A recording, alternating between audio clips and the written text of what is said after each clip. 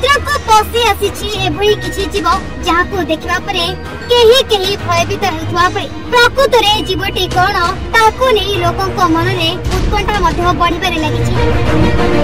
एभली जीव हुए तो आगुरी कहीं केबे देखि नथिबे।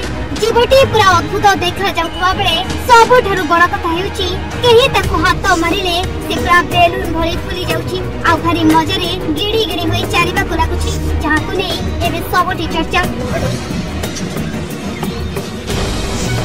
से देखा मिलता जितेबले किसी लोक घर कम करुले हठात 3 फुट बाली माटी खोली बाहर करुवा बेले माटी भितर बाहरी एक अद्भुत आ विरल जीव जहां देखि काम करुवा समस्त श्रमिक चमकी उठिले।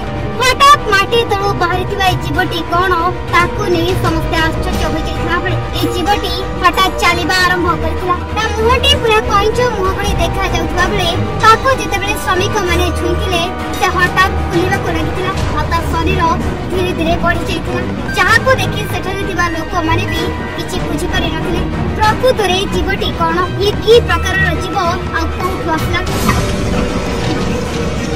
जदियो कि याकू बेंग बोली कहतुले यह किंतु बेंग भले देउनथिला कि शब्द भी करुनथिला जहां नहीं लोकों मन में संदेह सृष्टि होइता।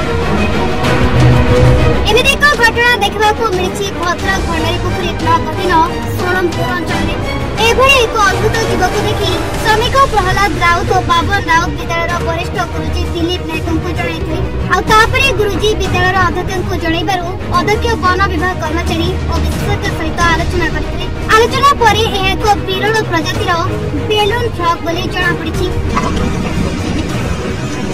ए बेंग माने अन्य बेंग मानक ठारू भिन्न गभीर बाली आ माटी भितरे एमाने बास करती। देशी बेंग मानक भली एमानक स्वभाव होई न थाए।